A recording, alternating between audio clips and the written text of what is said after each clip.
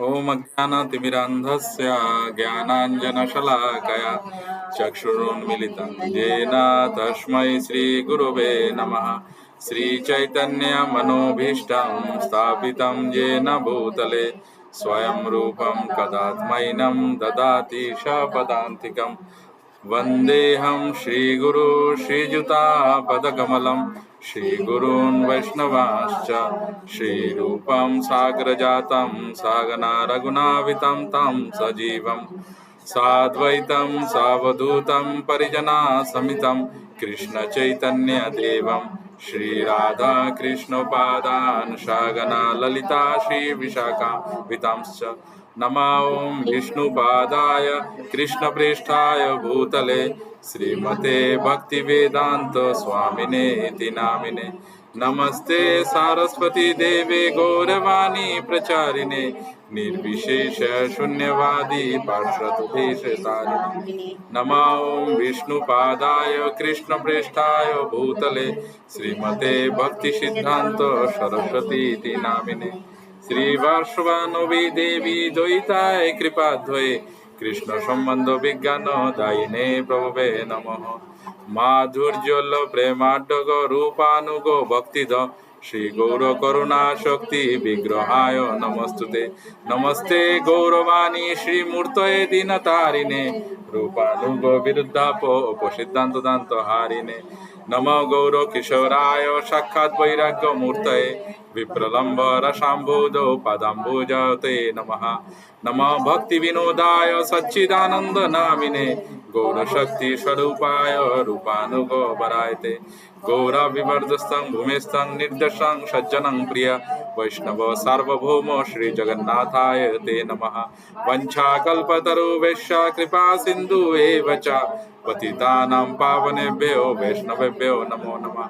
नमः महावेदन्नाय कृष्ण प्रेम प्रदायते कृष्णाय कृष्ण चैतन्य नाम्ने गौरस्वे नमः। पंचतत्वंकं कृष्णं भक्तरूपं स्वरूपकं भक्तावतारं भक्तकं नमामि भक्त शक्तिकं। हे कृष्णा करुणा सिंधु दीनबंधु जगतपते गोपेशा गोपिका कांत राधा कांत नमस्तुते।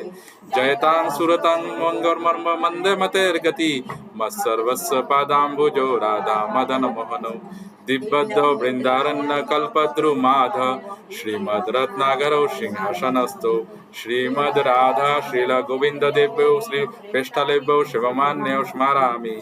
श्रीमान राष्ट्रशाम्बी वंशीवट तटस्थित कर्षण वेणुर्षणर गोपी गोपीनाथो श्रीयस्ते नमः। तप्त कांचन गौरांगी राधे वृंदावनेश्वरी वृषभानुसुते देवी प्रणमामि हरिप्रिये। जय श्री कृष्ण चैतन्य प्रभु नित्यानंद श्री अद्वैत गदाधर श्रीवासादि गौर भक्तवृंद।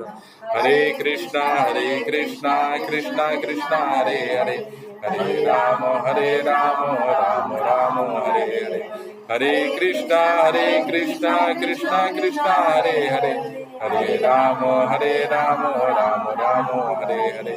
हरे कृष्णा कृष्णा कृष्णा हरे हरे हरे राम राम राम हरे हरे।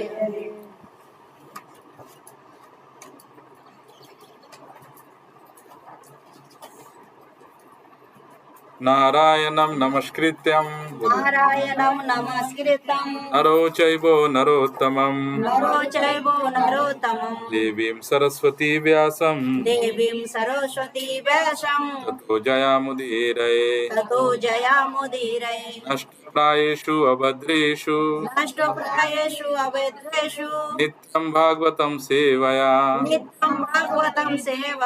भगवतीरुत्तमा श्लोके भक्तिर्भवते नष्टके। ओम नमो भगवते वासुदेवाय नमो भगवते वासुदेवाय नमो भगवते वासुदेवाय। श्रीमद् भगवत गीता चौथे अध्याय 19 नंबर श्लोक पेज नंबर आप बताइए कोई एक 19 नंबर श्लोक। Page number 181 181।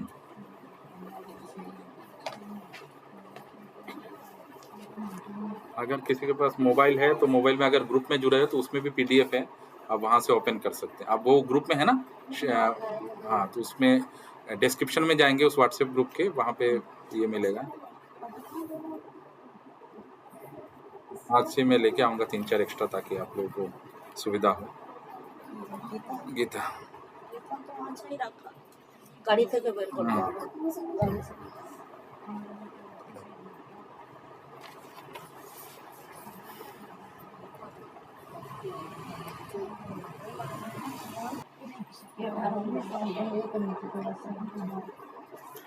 यस्य सर्व समारंभा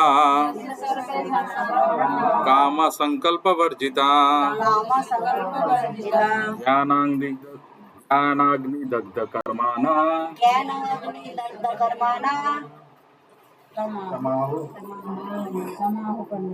आप लोग आगे पढ़िए, मेरा बंद हो गया है। हाँ,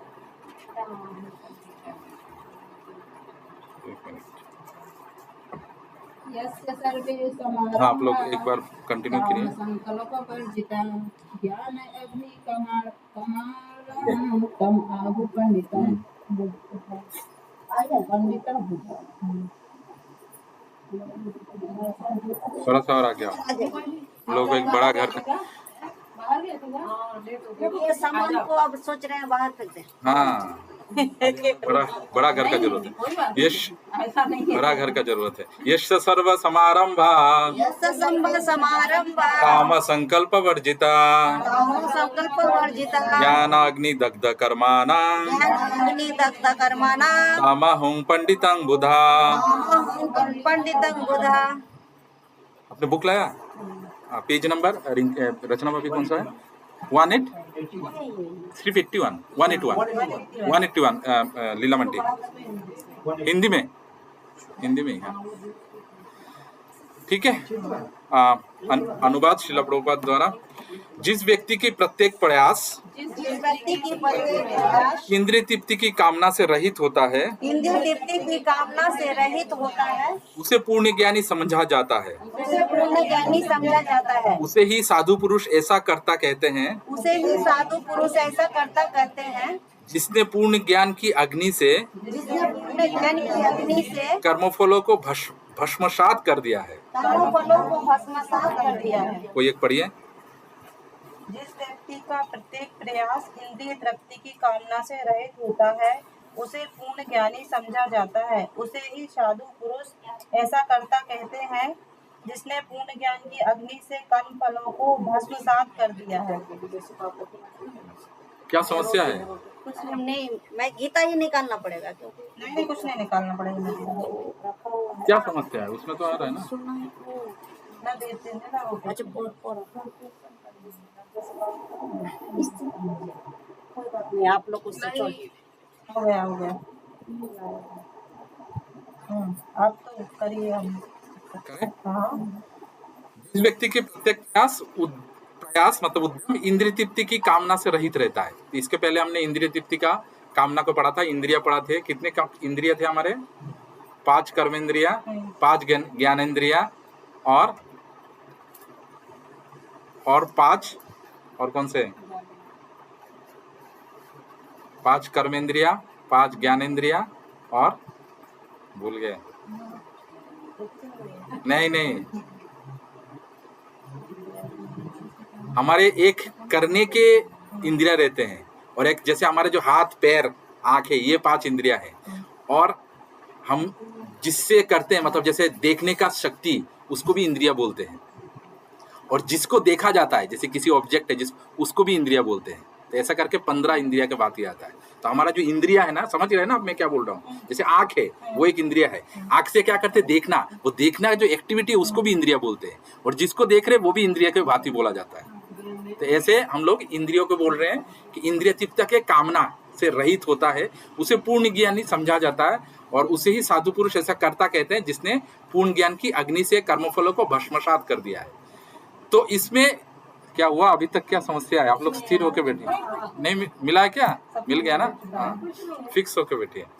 तो अभी तक अभी तक हम लोगों ने पहले देखा था कि इसके पहले जो भी चर्चा हुई थी उसके पहले हम लोगों ने देखा था कि मतलब कितने सारे वर्ण हैं, कितने सारे आश्रम हैं, लोगों को कैसा फॉलो करना चाहिए, यदि आचार्य श्रेष्ठ अलग अलग व्यक्ति हैं उनको फॉलो करना चाहिए, महान आत्मा उनको फॉलो करना चाहिए, मुक्त आत्मा कैसे बना जाता है, कर्मा कौन से, अकर्मा कौन है, कैसे अकर्मा कर्मा और अकर्मा के बीच में हम भेद कर सकते हैं, ये सब डिटेल में देखा।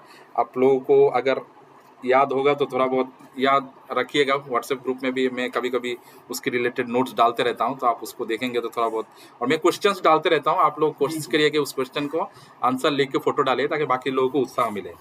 तो इसमें ज्ञान को अग्नि कहा गया है। क्यों अग्नि कहा गया है, कोई बता सकता है? यहाँ पे बोला गया है जिसने पूर्ण ज्ञान की अग्नि से क्या करते हैं, जलाते हैं। तो ज्ञान से हम लोग अज्ञानता जो है, अज्ञानता को जलाते हैं। अज्ञानता मतलब मैं सोचता हूं कि मैं ये आदमी हूं, मैंने ही ये किया है। इसके पहले हमने देखा है कि जो करता है ना वो 3 टाइप के होते हैं। एक तो मैं करता, एक प्रकृति करवाता है, और उसके ऊपर सबसे ऊपर परमात्मा रहता है। मैं चाहता हूं तो भी प्रकृति नहीं चाहता है तो भी नहीं होगा, है ना। और उसके ऊपर अगर प्रकृति भी चाहता है, मैं भी चाहता हूं, लेकिन परमात्मा अगर आप ऐसा काम कर रहे हैं, परमात्मा उसके में नहीं है, सपोर्ट में नहीं है, तो आपको नहीं हो सकता। तो ये जो भांति हम लोग सोच लेते हैं कि हमने ही कब सब कुछ किया है, तो ये जो करता है ना, ये अज्ञानता है कि मैं ही सब कुछ करता हूँ। और इसी अज्ञानता के कारण हम लोग समस्या में भुगते रहते हैं। हम चाहते हैं कि हमने सब कुछ किया है, हमें रिजल्ट क्यों नहीं मिल रहा है, क्योंकि आपके बस में है नहीं वो चीजें आप डिसाइड नहीं करते हो। तो ये जो है ना, इसको ज्ञान अज्ञानता काटता है। जैसे हम भगवत गीता का चर्चा करते हैं तो भगवत गीता का चर्चा से ये अज्ञानता काटता है। तो इसका आप लोग बताइए, जब हम सोचते हैं कि हम करता नहीं है तो उससे डायरेक्टली क्या आपको रिजल्ट मिलता है, आप लोग बताइए। डायरेक्टली आप लोगों को रिजल्ट क्या मिलता है? आप सोचते हो कि आपने जो किया है, आपको जो रिजल्ट मिला है, उसके डायरेक्ट रिजल्ट क्या है?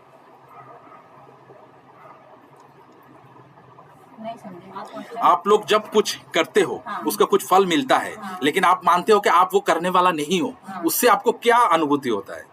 जब अगर हमें पता हो कि हम नहीं करने वाले तो ऊपर वाला। हाँ, तो उससे आपको क्या अनुभूति होता है? हाँ, आनंद मिलता है। और दूसरा है कि आप स्ट्रेस नहीं रहते। जगत में स्ट्रेस का बहुत कमी नहीं है। हाँ, क्योंकि हम लोग डेली उसको प्रैक्टिस नहीं करते। हम सोचते रहते हैं मैंने खाना बनाया है तो ऐसे ही टेस्ट होगा इसका, 100% मैंने बनाया है, मेरा पूरा नॉलेज से बनाया तो ये 100% टेस्टी होगा। जैसे परसों मैंने खाया था, मानसी हमें ठीक ठाक ही बनाती है, उस दिन बहुत नमक हो गया था। तो मानसी नॉर्मल अच्छा बनाती है, लेकिन पूरा उसने एफर्ट दिया, मैं 100% श्योर हूँ, पूरा एफर्ट दिया उसने बनाने के लिए, लेकिन कभी कुछ हो जाता है। तो वो डिपेंड नहीं करता कि कैसे, हम लोग कितना भी कोशिश करें, कुछ आगे पीछे मसाला आगे पीछे कुछ हो जाता है तो टेस्ट आगे पीछे हो जाता है। तो वो सब कुछ हमारे हाथ में नहीं रहता। तो जब हम लोग, जैसे हम बच्चे को भी बहुत पढ़ा लिखा के बहुत सब कुछ करते हैं, बाद में देखते हैं कि बच्चा वैसा नहीं बन रहा है जैसे हमने तो पूरा कोशिश किया, लेकिन वो अपना कर्म लेके आ रहा है, वो अपना संगति लेके आ रहा है, परमात्मा की इच्छा कुछ और है। अब ऐसे भी मतलब अनफॉर्चुनेटली हम ऐसे भी देखते हैं कि हम हो सकते हैं कि बहुत सारे ऐसे जगह है जहाँ पे हम देखते हैं, पहले के जमाने में ऐसा होता था कि क्या हुआ, पानी बोतल दीजिए, हम लोग पानी के बंदोबस्त भी रखेंगे धीरे धीरे, जूस नहीं सबके लिए जूस का बंदोबस्त रखेंगे आगे। तो हम लोग ऐसे देखेंगे, पहले के जमाने में ऐसा होता था कि माँ बाप आते थे कि मेरा बेटा ठीक नहीं करता, ये नहीं करता, बहुत सारे कंप्लेन लेके टीचर के पास या फिर कोई स्टूडेंट ये गुरु के पास या फिर कोई भी व्यक्ति जिस गार्जियन है उसके पास जाते थे। अभी जैसे हम लोग जब मैं मंदिर में जाता हूँ तो वहाँ पे एक गुरुजी मिलते, प्रभुजी मिलते हैं, उनसे डिस्कस करता हूँ। वो अभी यूथ से डील कर रहे हैं, राजस्थान ये सब जगह से यूथ से बहुत आते हैं जो लोग अपने अपने समस्या लेके आते हैं, उनसे डील कर रहे हैं। वो मुझे उस दिन बता रहे थे, दिवाकर जी पता है अभी सबसे अचंभित क्या हो रहा है, अभी पहले आते थे माँ बाप बच्चों का समस्या लेके, अभी बच्चे आते हैं माँ बाप का समस्या लेके। अभी बच्चे आते हैं कि सर या प्रभु जी हम लोग आ रहे हैं, हमारे माँ बाप ढंग से नहीं रह रहे, ये समस्या आ रहा है। तो ये जो है ये है ज्ञान की कमी। हम लोगों ने खुद का मतलब ये जो जनरेशन जो आगे बढ़ रहा है ना, वो हम भी माँ बाप बन रहे हैं, ये भी माँ बाप बनेंगे, तो ये जो जनरेशन है इसका प्रादुर्भाव है ये बच्चे आके बोलते हैं कि हम तो ठीक ठाक हम चल रहे हैं, लेकिन हमारे माँ बाप ढंग से काम नहीं कर रहे हैं। आप सोच रहे हैं, मैं समझ रहे हैं आप मैं क्या बोलने का कोशिश कर रहा हूँ। तो ये जो है, ये इसीलिए बोलते हैं कि ज्ञान, इसीलिए भगवत गीता का ज्ञान जरूरी है, क्योंकि हम जानते हैं कि हमने जिसको जितना भी कोशिश करना था, हम कैसे तरह से कोशिश किया। हम सोचते हैं कि हमने उसको बहुत पैसा दिया है, हमने उसको अच्छा कपड़ा दिया है, हमने उसको अच्छा स्कूल कॉलेज भेजा है, मतलब वो बहुत सक्सेसफुल बनेगा और पूरा दुनिया उसको वाह वाही करेगा। उसके ऊपर निर्भर नहीं करता है, उसका चरित्र उसके ऊपर निर्भर नहीं करता है। मैं मणिपाल में पढ़ाता हूँ, मुझे पता है लोग माँ बाप कितना पैसा खर्चा करके 4-4 लाख 20-20 लाख रुपए खर्चा करके वहां पे बच्चों को भेजते हैं, और वो सोचते हैं बच्चा मेरा बहुत, और बच्चा वहां पे आके ड्रग्स लेता है। तो मतलब वो निर्भर नहीं करता, क्योंकि आपने चरित्र गठन के समय में आपने चरित्र गठन, और आपका खुद का भी चरित्र नहीं, आप कैसे चरित्र गठन कराओगे? आप खुद ही व्यस्त रहोगे आदर उधर, बच्चा देखेगा, बच्चा क्या बड़ा होगा? तो ये जो ज्ञान की कमी है ना, यही प्रॉब्लम है इस चीज का। खुद का चरित्र पे आप ध्यान नहीं दे रहे हो। आप सोच रहे हो कि मैं धन कमा लिया और मैं बहुत सारी चीजें हो गया, मैं बहुत सारे कोशिश कर रहा हूँ कि मैं ऐसा करूंगा वैसा करूंगा, मेरा बच्चा ऐसा क्यों नहीं हो रहा है? क्योंकि आपने समय नहीं दिया उसको। आप जो भी अगर अच्छे काम भी करते हो वो घर के बाहर करते हो, बच्चे के सामने नहीं किया वो चीजें। अच्छा, वही देख के बच्चे सीखे नहीं है कुछ। तो हम लोगों को इसलिए ज्ञान को किससे पहले, ज्ञान को हम लोग आगे देखेंगे, अलग अलग चीजों के साथ कंपेयर किया गया है। पहला कौन सा कंपेयर किया गया? आग के साथ। क्या जलाता है, क्या करता है ज्ञान? मिसकॉन्सेप्शन, अज्ञानता को जलाता है। पानी चाहिए? नहीं चाहिए पानी। दीजिए ना, दीजिए। बच्चे है ना, बच्चे थोड़ी सुनेंगे, परेशान हो रहे हैं। ओके, चलो, नेक्स्ट है 20। त्यक्त्वा कर्म फलासंगो तप्त कर्म फला संग तो तृप्तो निराश्रयाः तो तृप्तो निराशया कर्मणि अभिप्रवृत्ता कर्मणि अभिप्रत्यया न एव किंचित् करोति सा। वैविध्यन्तं चरोसिता।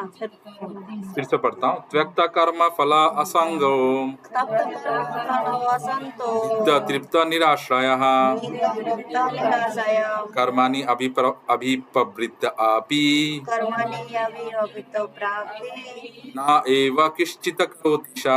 नायेव किंचित् करोसिता। अनुवाद श्रील प्रभुपाद द्वारा। अपने कर्मफलों की अपने कर्मों फलों की सारी आसक्ति को त्याग कर सदैव संतुष्ट तथा सदैव संतुष्ट तथा स्वतंत्र रहकर स्वतंत्र रहकर सभी प्रकार के कार्यों में सभी प्रकार के कार्यों में व्यस्त रहकर भी भी कोई सकाम कर्म नहीं करता है। सकाम कर्म नहीं करता। लोग कोई पढ़िए। अपने कर्म फलों की सारी आसक्ति को त्याग कर सदैव संतुष्ट तथा स्वतंत्र रहकर वह सभी प्रकार के कार्यों में व्यस्त रहकर भी कोई सकाम कर्म नहीं करता। आप लोगों ने समझ लिया? ये आगे 2-3 श्लोक आएंगे, ये गृहस्थों के लिए बहुत इंपॉर्टेंट है। गृहस्थ जो हम लोग गृहस्थी जीवन जी रहे हैं ना, उनके लिए बहुत इंपॉर्टेंट है। इसमें बोल रहे हैं अपने कर्मफलों के सारे आसक्ति को त्याग करके। कर्मफलों की आसक्ति ये बहुत बड़ा चीज है। और आसक्ति त्याग क्यों करना है, पहले तो ये मुझे बताइए। अटैचमेंट क्यों त्याग करना है? क्योंकि अटैचमेंट से समस्या का जड़ होता है। जैसे अभी मैं बता रहा हूँ कि हम लोग कुछ भी बनाते हैं, खाना भी, तो हम लोग अटैचमेंट होता है कि बहुत अच्छा, हाँ सॉरी, बहुत दिनों से आदत नहीं है, मैं भूल गया, बहुत दिनों से, हाँ सॉरी। तो हम लोगों का आसक्ति रहता है कि हमने खाना बनाया और वैसे ही बनना चाहिए। अगर कभी वैसा नहीं बनता है तो हमें लगता है कि वैसा क्यों नहीं बन रहा है। सिमिलरली अगर बच्चे जैसे एग्जाम देने जाते हैं, हमने बहुत पढ़ाई किया है, वैसा एग्जाम रिजल्ट क्यों नहीं आया हमने, और माँ बाप जैसे हमारे जैसे माँ बाप जो बच्चे को पढ़ा लिखा के बड़ा करते हैं, उसके बाद देखते हैं कि बच्चे वैसा नहीं बन रहा है, तो आसक्ति हम रखते हैं। हम किसी से भी आसक्ति रखते हैं कि जैसे मान लीजिए हमारे घर में कोई रिश्तेदार हो, तो हम भी सोचते हैं कि हमने इसके लिए जीवन भर इतना सब कुछ काम किया है, फिर भी वो हमारे साथ वैसा पेश क्यों नहीं आता है। ऐसा होता नहीं। जब हम, कोई बात नहीं, जब हम वैसा उससे एक्सपेक्टेशन रखते हैं तो वैसा तब हमारा दिक्कत होता है, जब वो वैसा हमारा साथ बर्ताव नहीं करता। होता है कि नहीं होता है? तो इसका सबसे आसान तरीका क्या है कि आप एक्सपेक्ट मत करो। तो एक्सपेक्ट करने का ही काम को बोल रहे हैं, अपने कर्मफलों की आसक्ति को त्याग करो।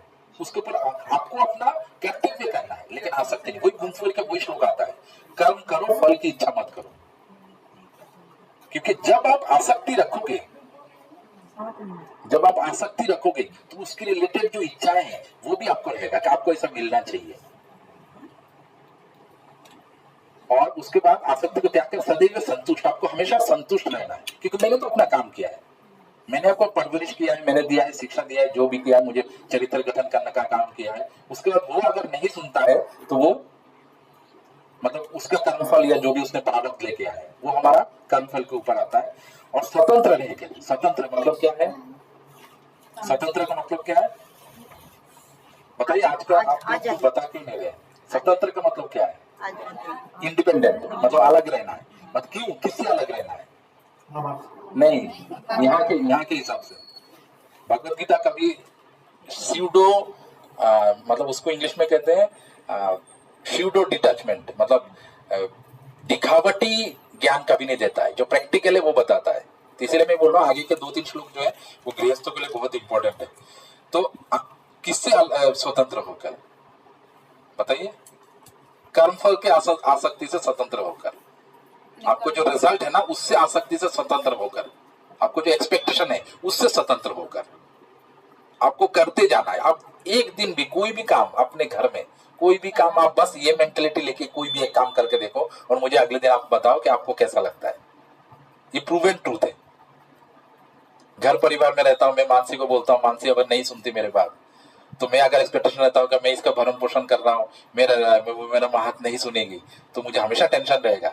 मैं तो ऐसे छोड़ देता हूँ, बोलना मेरा काम है, वो सुनेगी नहीं सुनेगी उसकी मर्जी है। हम लोग प्रॉब्लम हो जाता है जब हम पकड़ के रखना चाहते हैं कि हाँ ये मेरा, ये तो हमारा हमारे हिसाब से चलेगा। कुछ हद तक जब बच्चे रहते हैं 5-10 साल तक, तब उसके बाद से धीरे धीरे आपको, चाणक्य पंडित कहते हैं कि 0 से 5 साल तक बच्चे को लाड़ पाड़ देना चाहिए, जितना हो सके उसको जो भी ख्वाहिश है उसके सारे पूरा करना चाहिए। 5 से 10 साल तक उसको शासन करना चाहिए। शासन किसी भी तरह से हो सकता है, आंखें दिखाना या फिर मारना, जो भी संभव है। 10 से 15 साल तक उसको डांटना चाहिए और 15 साल के बाद उसके साथ दोस्त जैसा पेश आना चाहिए, मित्र जैसे। तो हम लोग भी अपने परिवार से भी, रिश्ते से भी वैसे ही अपेक्षा रख सकते हैं। सभी प्रकार के कार्यों में व्यस्त रहकर भी कोई सकाम कर्म नहीं करता है, मतलब सभी प्रकार के कार्यों में वो व्यस्त रहेगा। वो घर में रहेगा, बीवी बच्चों के साथ रहेगा, बच्चों को लेकर स्कूल जाएगा, बीवी को लेकर मार्केट जाएगा, शॉपिंग करेगा, मतलब ऑर्गेनाइज, मतलब जहाँ पे वो काम करता है वहां के उसमें भी वो जाएगा, पार्टी में भी जाएगा, सब काम करेगा। ये सब क्या है, कौन सा टाइप का काम है? अकाम कर्म या सकाम? सकाम है ना, मतलब सबका, मतलब वो एक्सपेक्टेशन। सकाम मतलब किसी कुछ उससे कुछ फल मिलता है, मतलब वो ऑफिस के कुछ पार्टी में जाएगा बीवी तो कुछ ना कुछ रिजल्ट आ रहा है, एक्सपेक्टेशन कर रहा है, तो वो सकाम काम करेगा, लेकिन आसक्ति में रहेगा, व्यस्त रहेगा, लेकिन सकाम कर्म नहीं करेगा। बाहरी वालों को लगेगा कि ये व्यक्ति जो है वो सब कुछ कर रहा है, कथावाचक है, सब कुछ कर रहा है, धर्म भागवत गीता चर्चा करता है, लेकिन ये भी तो जाता है सब कुछ। ये ऐसा है भगवा कपड़ा पहन के रास्ते में नहीं घूम रहा है, ये भी बीवी बच्चों के साथ जाता है, लेकिन वो ऊपर भाव से अंदर में वो हमेशा रहता है कि कुछ भी मेरा नहीं है। मैंने बहुत टाइम पहले आप लोगों को एक एग्जांपल बताया था, मैं गृहस्थ के घर में गया था, उनके घर में मैंने देखा था हर जगह में ICO लिखा हुआ है, हर चीज में, जैसे फ्रिज बोलिए, टीवी बोलिए, उस जगह में ICO लिखा हुआ है, गोदरेज मतलब जो भी अलमीरा है सब जगह में उनका ICO लिखा हुआ है। मैंने शायद बताया था, किसी को याद है? नहीं। उसका मतलब है इन केयर ऑफ, मैं उस चीज का केयर कर रहा हूं, जो भी उसके घर के सामान है मैं उस चीज का केयर कर रहा हूं, मैं उसका स्वामी नहीं हूं। तो जब वो ऐसा मानता है कि मैं उसका केयर कर रहा हूं, मैं उसका स्वामी नहीं हूं, तो उसको अगर अनचाही कुछ समस्या आती है उस चीजों में तो वो ज्यादा समस्या में वो नहीं जुड़ता है। क्योंकि हम लोग भी देखें तो यहाँ पे ये शरीर भी हमने खुद से नहीं लाया है, माता पिता के, माँ के गोद से आया और प्रकृति के जो पंचभूत है वहां से हमारा बन के आया है। हमको भी ये शरीर छोड़ के जाना है, तो हम इसको टेक केयर कर रहे हैं, किस लिए कर रहे हैं? भजन क्रिया करने के लिए, इसको भी छोड़ के जाना है।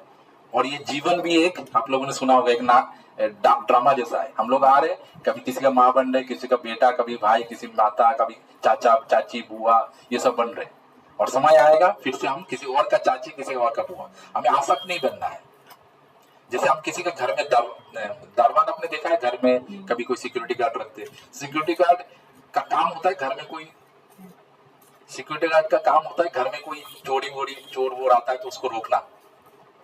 लेकिन घर में अगर कुछ समस्या होता है, उसके ओनर के इसमें कुछ झगड़ा होता है या कुछ भी समस्या होता है, तो वो उसमें ज्यादा ध्यान नहीं देता है, लेकिन वो अपना काम ढंग से करता है। तो हमें भी वैसे अपना काम ढंग से करना है, लेकिन अंदर में क्या गड़बड़ चल रहा है उसमें ज्यादा उलझना नहीं है।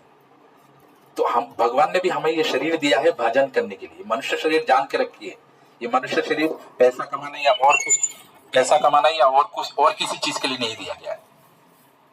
हाँ, शरीर रखने के लिए जितना खाना चाहिए, जितना कपड़ा पहनना चाहिए, जितना नौकरी करना चाहिए, उतना ही करना है। उतना शरीर, मानव शरीर दिया गया है एकमात्र भजन क्रिया करने के लिए, क्योंकि दूसरे कोई शरीर में हम लोग भजन क्रिया नहीं कर सकते। ये बहुत सारे जगह में अलग अलग शास्त्रों में अलग अलग श्लोक में अलग अलग चीजों ने बताया गया है। हम लोग अगर उसको दूसरे कामों में लगाते हैं, तो जैसे ओनर सर्वेंट को रखता है, सर्वेंट को बोलता है कि तुम घर का दीवार का दरवाजे का ख्याल रखो, कोई आए ना। हम लोग अगर वो जो दरबान है, गार्ड है, वो अगर समझता है कि मुझे दूसरा भी चीजों में देख लेता हूँ आसपास में कोई और है क्या, तो ओनर उसको निकाल देगा, उसको बोलेगा तुम इसका काम के लायक नहीं हो, मैं तुम्हें कुछ और, तो वो फिर से भिखारी बन जाएगा। रास्ते से उठा के उसको दरबान बनाया, गार्ड बनाया, कुछ दिया, तुम ये काम छोड़ के दूसरे कामों में लग गए हो, तुम्हें जिस काम के लिए दिया हो, तो उसको दूसरा बना देगा। सिमिलरली अगर हम ये शरीर का भजन क्रिया में नाम नहीं लगाते, तो ये शरीर जो है, जो हम लोग आत्मा ने ये शरीर लिया है, मनुष्य शरीर, इसको धीरे धीरे दूसरा शरीर मिल जाएगा। और अगर हम लोग इस शरीर को भजन क्रिया में लगाते हैं, मतलब एक दरबान गार्ड अगर उस घर का अच्छा ख्याल रखता है, तो मालिक क्या करेगा? पुरस्कार देगा उसको। कभी कभी बोलेगा तू घर के अंदर आ, थोड़ा बहुत बाहर गर्मी है तो थोड़ी देर आके एसी का हवा खा ले। यहाँ पे एसी नहीं है, क्षमा करें, कोशिश करूंगा अगली बार से कुछ बंदोबस्त करें। तो मालिक बोलेगा कि घर के अंदर आ, थोड़ा बहुत एसी का हवा खा ले, थोड़ा पानी पी ले, अच्छा शरबत नींबू पानी पी ले। हो सकता है कभी कभी बोल दे कि आज के दिन रहना बाहर जरूरत नहीं, तो घर के अंदर हो जाए, एक्स्ट्रा फैसिलिटी देगा। वैसे ही कृष्ण के लिए, भगवान के लिए अगर हम लोग करते हैं, इस शरीर के लिए जो भी काम है वो अगर हम लोग करते हैं, तो भगवान भी हमें वैसा फैसिलिटी देना चालू करते हैं। ये प्रूवन ट्रूथ है, हर किसी के जीवन में होता है। मैंने बहुत बार देखा है, चेन्नई में भी देखा था, एक व्यक्ति जो बहुत गरीब परिवार में था, लेकिन हमेशा प्रचार कार्य में लगा रहता था। मतलब मानसी भी बताएगी, एक उसके गांव में एक महिला है, मैं अभी बाद में बताऊंगा, मानसी भी बताएगी। तो मैंने उस व्यक्ति को देखा था, वो हमेशा प्रचार कार्य में लगा रहता था, और वो बहुत गरीब था, कोई दुकानदार था, मेरे से ऐसी बातचीत होता था। तो वो प्रचार कार्य करता था, लेकिन उसका घर ऐसा था कि वो नहीं कर पाता था। लोग आना चाहते थे लेकिन उसका घर है, तो वो हमेशा मेरे से बात करता था, मैं क्या करूं, कैसे करूं, क्या करूं। एक बार हुआ, एक बहुत बड़ा बिजनेसमैन है, बिजनेसमैन बोला कि मैं किसी कारण से विदेश जा रहा हूँ, कोई अर्जेंट आ गया, ये मेरा मकान है, कोई नहीं देखने वाला उसको, मैं तुम्हें देके जा रहा हूँ, तुम इसको देखो, मैं तुम्हें महीने महीने पैसा दूंगा। बहुत बड़ा मकान उसको दे दिया, मतलब आलीशान, और उसमें वो प्रचार करने। तो भगवान उसको किसी तरह से बंदोबस्त कर भी दिया। बाद में सुनाई पड़ा कि मालिक उसका इतना काम से खुश हुआ, बोला कि तुम विल भी कर दिया कि तुम जाने के पहले इसका कुछ हिस्सा तुम अपने पास रख सकते हो। वैसे ही मानसी उसके गांव में भी एक उनका नाम क्या है, हाँ, संपा माता जी एक है, वो भी बहुत प्रचार कार्य करते हैं। मैंने जितना सुना है, आप लोग मानसी जानती है, तो वो भी बहुत प्रचार कार्य करते हैं, बहुत ज्यादा। तो शुरू में उनका आर्थिक अवस्था उतना अच्छा नहीं था, लेकिन भगवान के प्रचार कार्य कर रहे थे, लोगों ने उसको डोनेशन भी दे रहे थे भगवान के प्रचार करने के लिए, तो वो प्रचार कार्य में भी लग रहे थे। तो भगवान की कृपा से उनको, मतलब बहुत गरीब अवस्था में थे, भगवान की कृपा से उनके पास घर मकान बंगला सब हुआ, और अभी बहुत अच्छे से, बहुत जोर से प्रचार कार्य कर रहे हैं। तो भगवान बार बार बोलते हैं, कौनते प्रति जानी नामे भक्त प्रणशति, हे कुंती पुत्र घोषणा कर दो। भगवान खुद घोषणा नहीं करते, क्यों? क्योंकि कभी कभी भगवान अपना भी जो वादा है ना उसको नकार देते हैं। कैसे भीष्म पितामह को बोले थे, पहले तो युद्ध में बोले थे कुरुक्षेत्र में मैं अस्त्र नहीं उठाऊंगा, बाद में भीष्म पिता को वचन रखने के लिए उन्होंने अस्त्र उठाया। लेकिन भगवान अपना स्थान काल पात्र में अपना वचन तोड़ सकते हैं, लेकिन अगर कोई भक्त अगर वो ये करता है, प्रोमिस करता है, तो भगवान कभी उसको नकारते नहीं है। तो अर्जुन को बोले कि घोषणा कर दो, मेरा भक्त का कभी विनाश नहीं होगा, उसका हमेशा जय जयकार होगा, उसके पास जो नहीं है मैं उसको दूंगा, और जो उसका है वो उसका रक्षा करूंगा। ये अर्जुन तुम बोल दो, घोषणा कर दो। ये आगे श्लोक आएगा, हम लोग देखेंगे। ठीक है, 4:21। हरे कृष्णा। आशा करते हैं आवाज कम होगा अभी।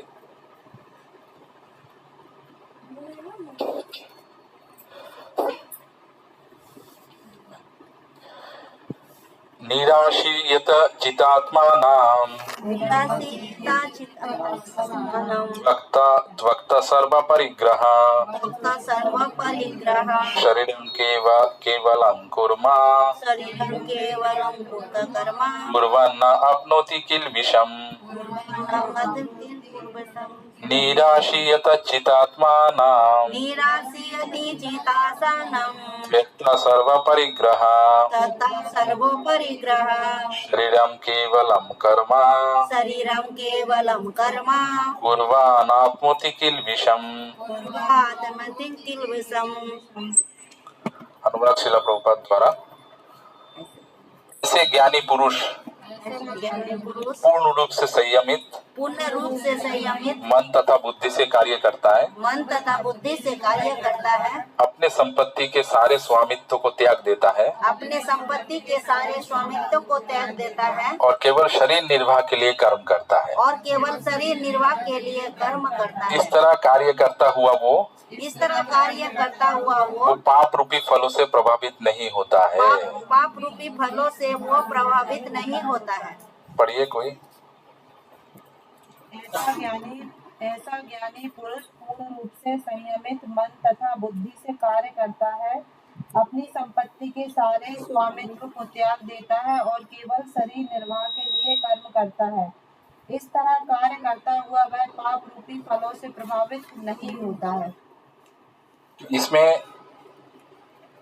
ये जो है, ऐसे ज्ञानी पुरुष पूर्ण रूप से संयमित मन तथा बुद्धि से कार्य करता है।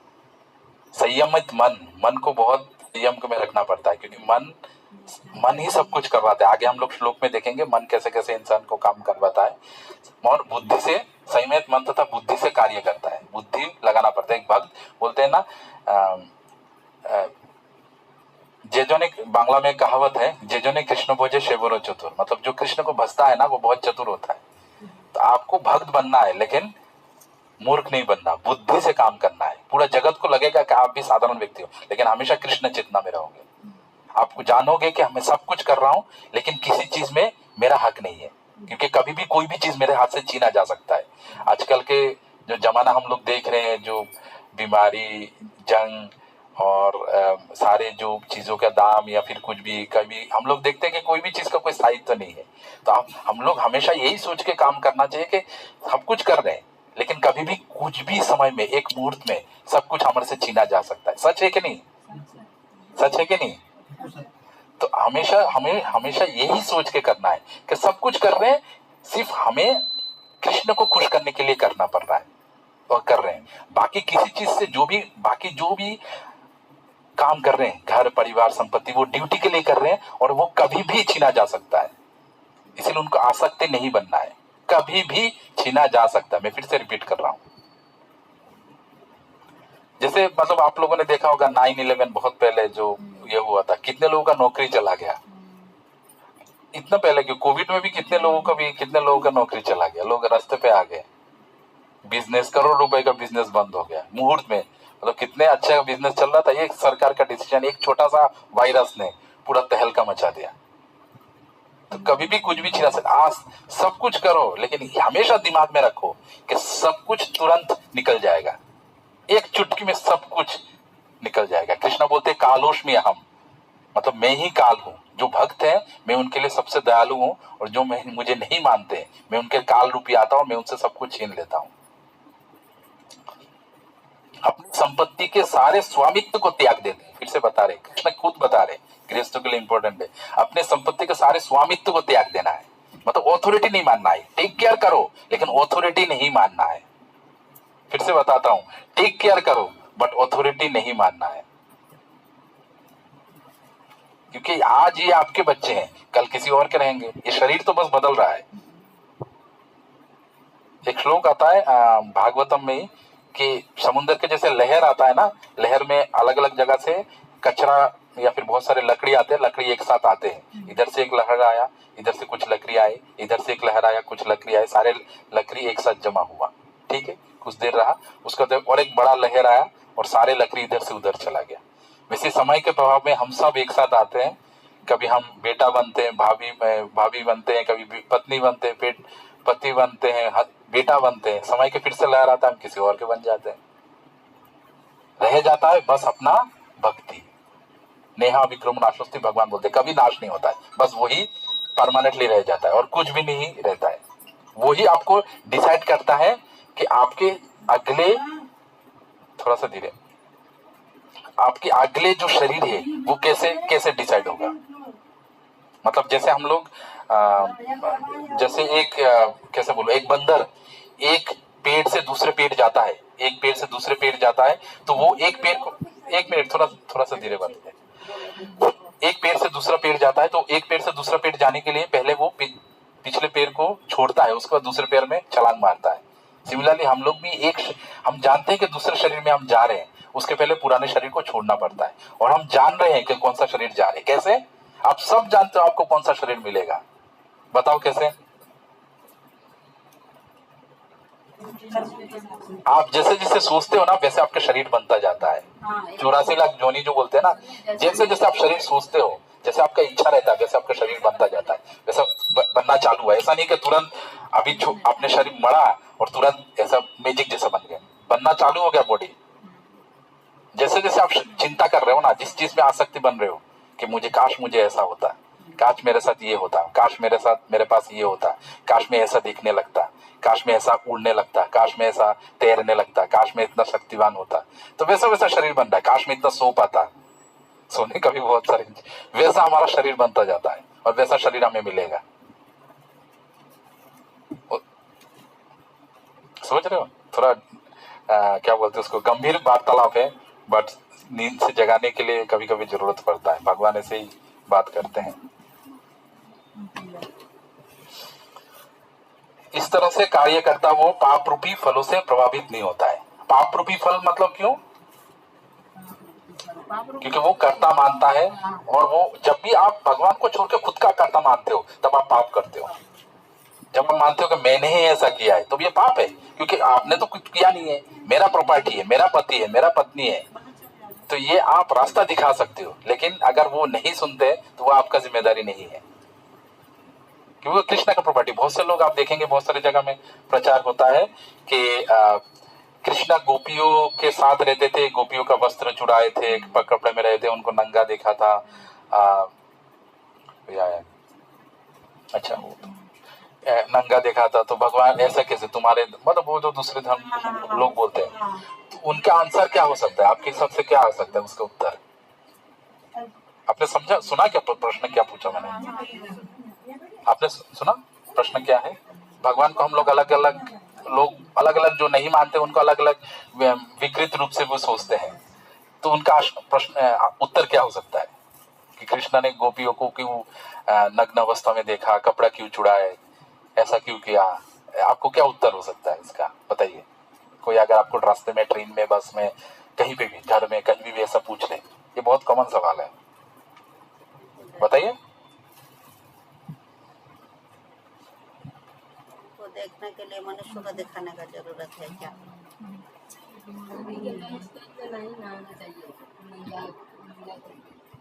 वो बोलती मैं सुन रहा हूँ, बताओ। बिना वस्त्रों के अच्छा, और कुछ? औरत को बिना अपने वस्त्र नहीं स्नान नहीं, यहाँ पे तो आरोप ये लगा था कि इन लोगों ने वस्त्र लेके गए थे। अभी नहाएंगे तो मतलब वस्त्र लेके कुछ तो है, ठीक है, लेकिन जो भी वस्त्र रखा हुआ था, हो सकता है वो कुछ वस्त्र पहन के भी नहाने गए होंगे, और जो कुछ वस्त्र बाहर में रखे होंगे, कृष्ण ने वो वस्त्र भी ले लिया। आरोप ये लगा था कि कृष्ण ऐसा, मतलब तुम्हारे भगवान ऐसे काम कैसे कर सकते हैं? तो भगवान है, तो हर रूप में हमें देखते हैं, तो भगवान ही है। वो तो दुनिया को दिखाने के लिए वो ऐसा कर रहे थे कि ये गलत है, ये मत नहीं, करो। इसको हाँ बताइए, और कोई उत्तर? हमने बचपन से ये सुना है कि कृष्ण जो है वो योगी पुरुष थे, और 45 की एज में उन्होंने शादी की योगी रुक्मिणी से। बाकी तो मैंने तो समझ आता नहीं कुछ। और कोई उत्तर? वो योगी पुरुष थे, ये बाकी कहानियां कहाँ से ली? आंसर दूसरा जा रहा है, आप बताओ। ठीक है, उनका उद्देश्य था भगवान कृष्ण को ईश्वर को प्राप्त करना। ठीक है, इसका ये भी उत्तर हो सकता है कि कृष्ण बोलते अहम बीज प्रदापिता सर्वस्व नेशो कुंत्या मूर्ति संभवंती है तस्य ब्रह्म महाधोनीर अहम बीज प्रदापिता। मतलब जितने भी योनि है, योनि मतलब जितने भी जीव है, मूर्तियां संभवंती है, मूर्ति मतलब जितने भी मूर्ति फॉर्म में, मतलब जितने भी अलग अलग रूप में, कोई 4 पैर में, कोई 2 पैर में, कोई पैर के बिना ही, तस्य ब्रह्म महाधोनी, ब्रह्मा से लेके सारे नीचे योनि तक, अहम बीज प्रदापिता, मैं ही बीज प्रदायिनी पिता हूं। मतलब मैं ही सब कुछ का मालिक हूं। तो अगर मैं मालिक हूं तो मैं अपने बेटी को तो नग्न देखा हूं, तो मुझे क्या है। उल्टा तुम अगर बोलते हो कि वो तुम्हारा बीवी है तो वो तुम मेरा प्रॉपर्टी छीन रहे हो। वो मेरा प्रॉपर्टी है, मेरा देखने का अधिकार है, मैं जैसे चाहूं कर सकता हूं। तुम अगर बोल रहे हो कि वो तुम्हारा बीवी है, वो तुम्हारा, तुम मेरा प्रॉपर्टी को छीन रहे हो, तुम्हारा अधिकार नहीं है वो। अगर वो तुम्हें दे रहा है, तुम्हें टेक केयर करने के लिए दे रहा है, ये तुम्हारा प्रॉपर्टी नहीं है। फिर से बता रहा हूँ, ये आपको जो चीजें मिला है, रिश्ते, कपड़े, शरीर, बुद्धि, इंटेलिजेंस, जिसके भरोसे लोग बड़े बड़े डिग्री कर लेते हैं, पीएचडी, नौकरी, ये सब कर लेते हैं, ये तुम्हें दिया गया है। तुम योग्य नहीं हो, तुम्हें दिया गया है, और तुम इसको इस्तेमाल करो उनके ग्लोरिफिकेशन में। अगर उसको गलत काम में करते हो तो ये जिसके लिए शरीर मिला है वो शरीर मिलेगा ही नहीं दोबारा, क्योंकि तुम्हें वो योग्य नहीं, तुमने वो काम किया ही नहीं जिसके कारण ये शरीर दिया गया, इंटेलिजेंस दिया गया है, तुम्हें बुद्धि दिया गया है कि भगवान के लीला प्रचार करने के लिए, भगवान की सेवा में लगाने के लिए। तुम बुद्धि यूज करो दारू शराब मांस मच्छी सब कुछ ये करने के पहले, तो कैसे तुम्हारा ये सब होगा। तो ये एक उत्तर है, हम लोग आगे उसके देखते हैं।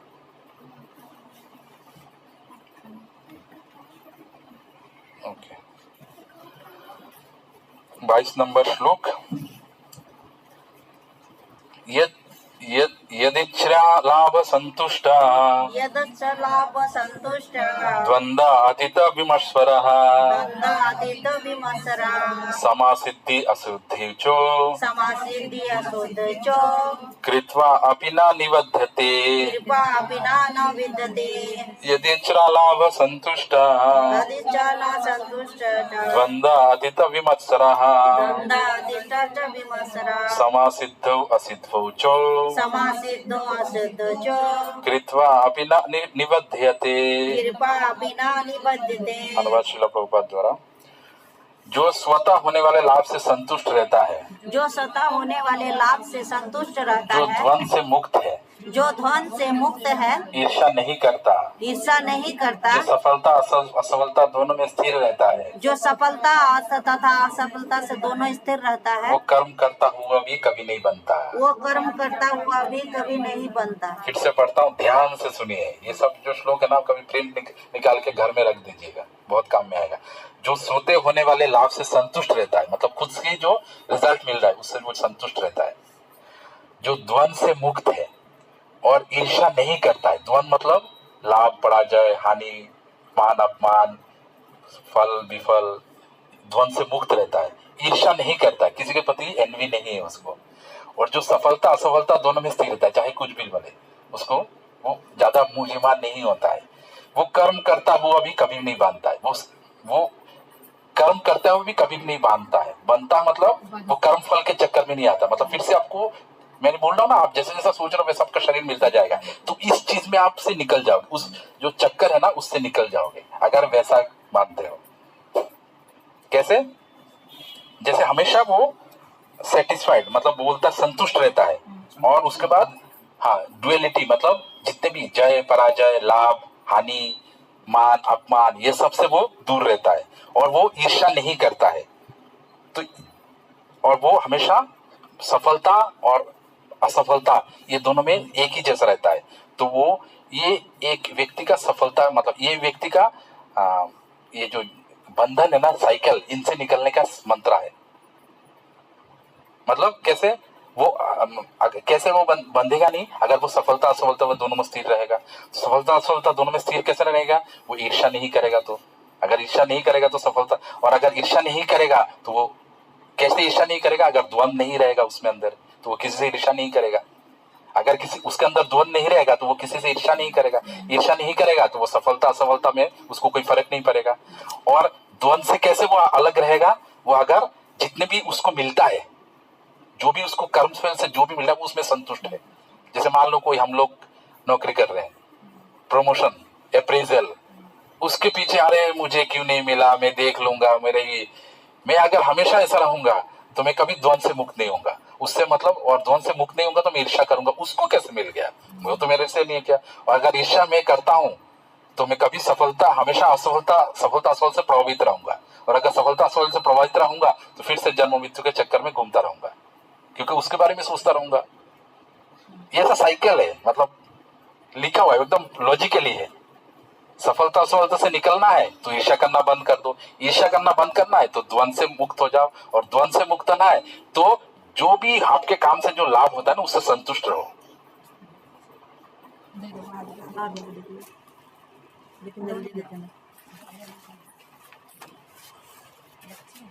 हाँ तो वो उधर जाके उधर बैठ के अगला श्लोक, गत संगस्य मुक्तस्य गतसंज्ञस्य मुक्तस्य ज्ञानावस्थित चेतसा ज्ञानावस्थितचेतसा यज्ञाय चरतः कर्म यज्ञायादाचतत कर्म समग्रं प्रविलीयते। समग्र प्रविलीयते। गत संगस्य मुक्तस्य गतसंज्ञस्य मुक्तस्य ज्ञानावस्थित चेतसा ज्ञानावस्थितचेतसा यज्ञायाचरतः कर्म गद्यायाचरता कर्म समग्रं प्रविलीयते। समग्र प्रविलीयते। अनुवाद शिला प्रभुपाद द्वारा। जो पुरुष प्रकृति के गुणों के प्रति प्रकृति के गुणों के प्रति अनासक्त है और जो दिव्य ज्ञान में पूर्णतः स्थित है, और जो दिव्य ज्ञान में पूर्णतः स्थित है, उसके सारे कर्म ब्रह्म में लीन हो जाते हैं। अनुवाद पढ़िए कोई। जो पुरुष प्रकृति के गुणों के प्रति अनासक्त है और जो दिव्य ज्ञान में पूर्णतया स्थित है, उसके सारे कर्म ब्रह्म में लीन हो जाते हैं। प्रकृति के गुण कौन से हैं? अभी मुझे निराश मत कीजिए। नहीं, तब तो रजोगुण नीलामट्टे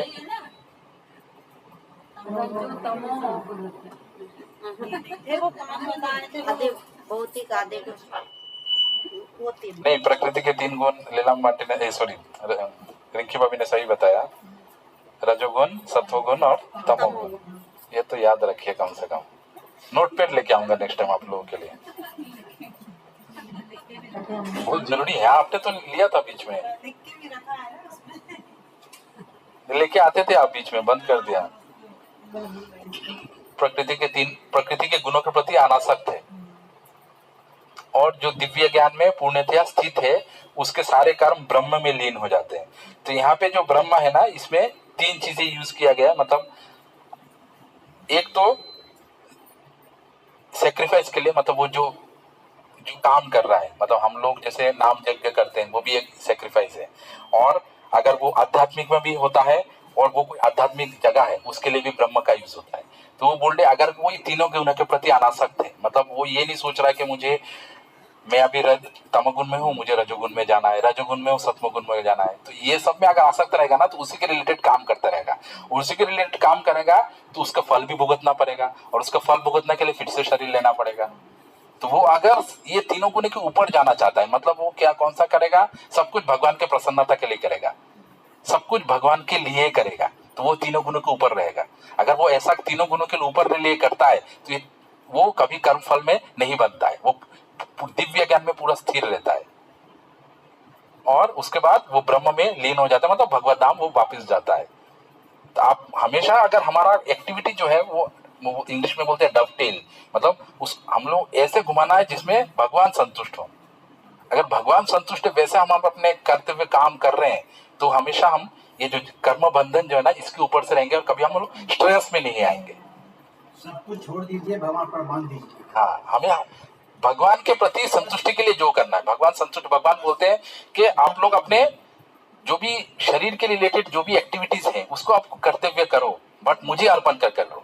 यद करोषि यद जुजोषि यद अश्नोषि ददर्शिते, आगे बोलते हैं कि जो भी तपस्या करते हो, जो भी खाते हो, जो भी बैठते हो, वो सब मुझे अर्पण करके करो।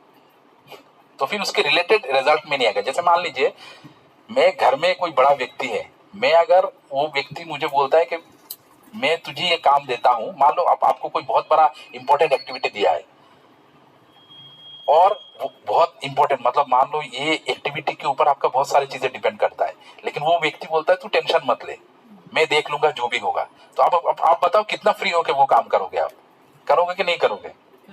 कोई व्यक्ति अगर बोलता है बहुत इंपॉर्टेंट कुछ काम दिया गया है और आपको कुछ भी XYZ कुछ भी काम दिया गया है, और लेकिन आपके ऊपर जो भी है जिनको आप मानते हो वो बोला तुम टेंशन मत लो, जो भी होगा मैं देख लूंगा, तो आप कितना निश्चित और अच्छा काम करेगा। तो वैसे ही भगवान बोल रहे हैं कि तुम मेरे ऊपर छोड़ के तो देखो, मैं सब संभाल लूंगा। छोड़ते नहीं हो हम, तुम ही अपने को करता मान लेते हो, तो मैं हाथ खड़ा कर देता हूँ। द्रौपदी को भी तभी भगवान आए जब वो खुद माने कि मैं हाथ छोड़ दिया। हम लोग सब कुछ करते भी करता मान लेते अपने आप को, और हम देखते हैं आखिर में होता नहीं है रिजल्ट, कुछ ना कुछ खामियां रह ही जाता है कि नहीं? अगला श्लोक, ब्रह्मार्पणम ब्रह्मार्पणम ब्रह्म हवि ब्रह्मार्पणं ब्रह्माहवि ब्रह्माग्नो ब्रह्मणाहुतम ब्रह्माग्नो ब्रह्मणाहुतं ब्रह्मैव तेन गन्तव्य ब्रह्मण तेन गन्तव्य ब्रह्म कर्म समाधिना ब्रह्म कर्म समाधिना ब्रह्मार्पणम ब्रह्म हवि ब्रह्म कर्म ब्रह्माहवि ब्रह्मग्न ब्रह्मणाहुतम ब्रह्माग्ना ब्रह्मणाहुतं ब्रह्मैव तेन गन्तव्य ब्रह्मणागतेन गन्तव्य ब्रह्म कर्म समाधिना। ब्रह्म कर्म समाधिना। अनुवाद शिला प्रभुपाद द्वारा, जो व्यक्ति कृष्ण भावनामृत में पूर्णतया लीन रहता है, जो व्यक्ति कृष्ण भावनामृत में पूर्णतः लीन रहता उसे है, अपने आध्यात्मिक कर्मों के योगदान के कारण उसे अपने आध्यात्मिक कर्मों के योगदान के कारण अवश्य ही भगवत धाम की प्राप्ति होती है। अवश्य ही भगवान धाम की प्राप्ति होती है, क्योंकि उसमें हवन आध्यात्मिक होता है और हवि भी आध्यात्मिक होता है। क्योंकि उसमें हवन आध्यात्मिक होता है और हवन भी आध्यात्मिक कोई एक होता है। हवि भी आध्यात्मिक होता है। कोई एक पढ़िए, आप पढ़िए।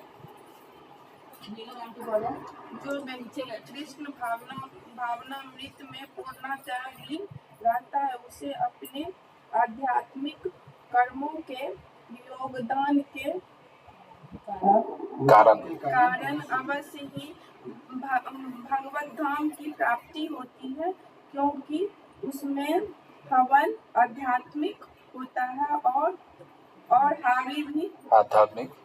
आध्यात्मिक ये क्यों नहीं होती देते है। हो? लीला बंटी, आप पढ़िए।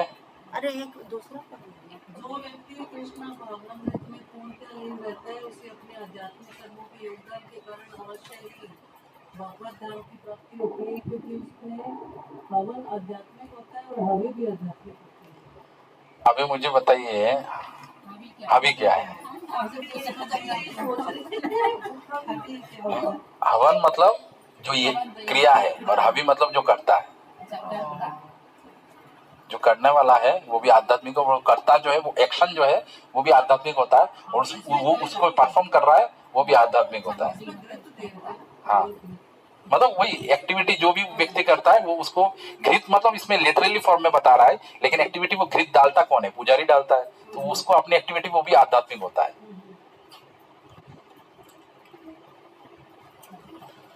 तो कृष्ण भावनामृत में कोई पूर्णतया लीन रहता है, अगर वो कृष्ण चेतना में रहता है, वो हमेशा कृष्ण के लिए काम करता रहता है, कृष्ण के प्रति सोच के काम करता है, तो उसके उसी आध्यात्मिक कर्म के योगदान के कारण अवश्य ही वो भगवत धाम को प्राप्ति होता है। ये सरल भाषा में लिखा हुआ है, उसमें कोई ये नहीं। हमेशा वो कृष्ण चेतना में रहता है सब काम करते हुए भी, तो उसको कर्म फल में वो नहीं बांधता। और ऐसे करने से अगर वो हवन भी आध्यात्मिक होता है, हवि भी, मतलब इसमें तो बोल रहा है कि यज्ञ है और घृत भी या फिर व्यक्ति भी, असलियत में बता रहा है कि आप जो भी एक्टिविटी करते हो वो भी आध्यात्मिक बन जाता है। जैसे मैं नौकरी कर रहा हूं, नौकरी जो मैं कर रहा हूं ये कोई बाहर के लोगों के लिए मैं पैसा कमा रहा हूं, लेकिन मैं जानता हूं कि ये एक डिवोशनल एक्टिविटी, एक भक्ति है। एक गृहस्थ कैसे 24 आवर्स भक्ति में रह सकता है? कैसे? वो जो जॉब करता है वो भी एक भक्ति का पार्ट है। ऐसा नहीं कि मंदिर में जो रहते हैं वही भक्ति का कर रहे हैं, हम लोग जो गृहस्थ है वो भी। कैसे? क्योंकि हम लोग जो जॉब कर उसका फल जो है वो भी कृष्ण को अर्पित है। ये जो लैपटॉप है जो मेरे ऑर्गेनाइजेशन ने मुझे दिया है, जो स्पीकर है, या फिर जो मेरा वॉइस है, या फिर जो मेरा तनख्वाह है, ये सब कृष्ण के प्रति अर्पित है, कृष्ण के सेवा में लग रहा है। तो वही यज्ञ है, कृष्ण को संतुष्टि के लिए हो रहा है ना। तो मेरा जॉब कैसे मटेरियल हो गया, मेरा नौकरी मटेरियल कैसे हो गया? कोई भी नहीं है।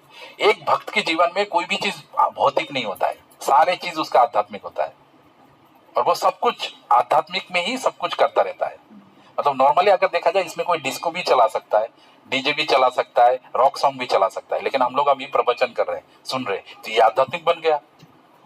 चीजों के यूज के ऊपर, इसको बोलते हैं युक्त वैराग्य। चीजों के यूज के ऊपर वो कैसा है, आध्यात्मिक है या भौतिक है, वो निर्भर करता है। जैसे लैपटॉप है, इसमें मैं मूवी देख सकता हूँ या फिर मैं प्रवचन कर सकता हूँ, ये इसके ऊपर निर्भर करता है कि मैं उसको कैसे यूज कर रहा हूँ। तो जॉब कर रहा हूँ वो भी ये है। आप लोग भोजन बना रहे हो, भोजन अगर ये सोचते हो कि मैं कृष्ण के लिए बना रहा हूँ, उस भोजन को थोड़ा कृष्ण को अर्पण करो, तो वो बहुत भक्ति है। वो आप बच्चे को परवरिश कर रहे हो, उसको कृष्ण चेतना दे रहे हो, उसको समझा रहे हो, उसको बड़ा कर रहे हो ताकि आगे चल के वो भी भक्त बने, वो भी भक्ति। स्वामी पति जो है उसका सेवा कर रहे हो, वो भक्ति है, क्योंकि वे वेदों में वर्णित है पति का सेवा करना चाहिए, वो भक्ति है। पति अगर भक्त है तो और भी बड़ी बात है। तो हर चीज में ही वो भक्ति है, कैसे आप उसको लेते हो उसके ऊपर है। इसलिए बोलते हैं कि आध्यात्मिक हवन जो है वो आध्यात्मिक है, और हवि भी आध्यात्मिक है। मतलब आपका जो काम जो है वो तो आप आध्यात्मिक है, और आप जो कर रहे हो वो भी आध्यात्मिक है, उसमें कुछ भी भौतिक नहीं है।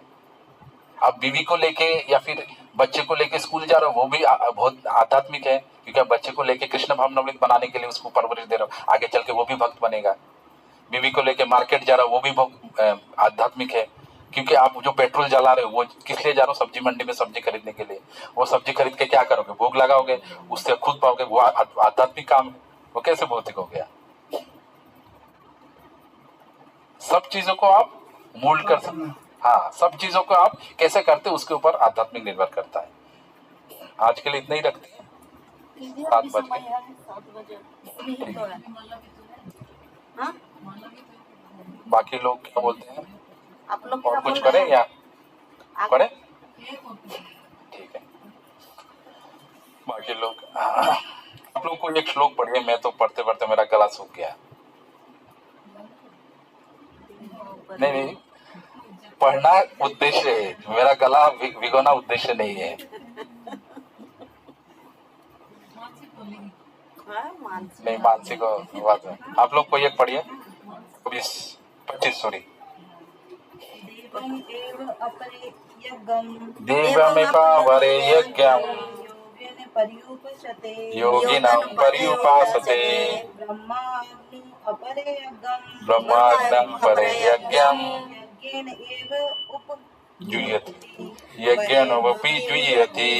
कोई और पढ़िए, देवम एव अपरे यज्ञ यज्ञम देवमेवापरे यज्ञम् योगनि योगिनं पर्युपासते पर्युपासते। योगनम परिपासते। हाँ, अग्नम अपरे अगम यज्ञम ब्रह्मा यज्ञ परे यज्ञम् यज्ञोपजुह्यति। चश्मा है अंकल आपका? चश्मा भूल गए? अच्छा, लेके आइए। ओके, उसका अनुवाद श्रील प्रभुपाद द्वारा। कुछ योगी विभिन्न प्रकार के योग द्वारा देवताओं को भली भांति पूजा करते हैं, और कुछ परब्रह्म रूपी अग्नि में आहुति डालते हैं। पढ़िए उसको। कुछ योगी विभिन्न प्रकार के यज्ञों द्वारा देवताओं की बड़ी भांति पूजा करते हैं, और कुछ परब्रह्म रूपी अग्नि में आहुति डालते हैं। तो यहाँ पे बोल रहे हैं कि कैसे कैसे व्यक्ति, समाज के जो दो संस्था है, दो व्यक्ति हैं, जो कुछ लोग अपने देवताओं को भली भांति पूजा करते हैं और कुछ परब्रह्म रूपी अग्नि में अपनी आहुति डालते हैं। मतलब जो हम लोग दो टाइप से अपने भगवान को समर्पित कर सकते हैं। हम लोग दो टाइप से भगवान को समर्पित कर सकते हैं। एक तो अपने जो पोजेशंस है, अपने पास जो है, उसको समर्पण कर सकते हैं। इससे थोड़ा ऊपर आता है जो खुद को ही समर्पित करना। तो दो टाइप के व्यक्ति रहते हैं, एक जो खुद के चीजों को समर्पित करते हैं, जैसे हम लोग आम जनता, जो हम लोग काय मन वाक्य, शरीर मन और वाक्य, इन सब से हम भगवान का सेवा कर सकते हैं, अपने धन से सेवा कर सकते हैं। और कुछ लोग अपने जीवन समर्पित करते थे भगवान से। तो तो ऐसे 2 टाइप से हम लोग भगवान को समर्पित कर सकते हैं। जो लोग अपने सामान को या फिर कुछ चीजों को समर्पित करते हैं वो गृहस्थ कैटेगरी में आते हैं। वो एक्सपीरियंस से सीखते हैं, एक्सपीरियंस से सीखते हैं, मतलब वो जो समर्पित करते हैं उससे उनको वैराग्य आता है। उसके बाद वो श्रवण करते हैं साधुओं से, आचार्यों से कि चीजें सामान क्या है, उसका असली स्थिति क्या है, हम कौन है, भगवान कौन है, हमें समर्पित क्यों करना चाहिए। पहले तो वो देख के सीखते हैं और उसके बाद सुन के सीखते हैं।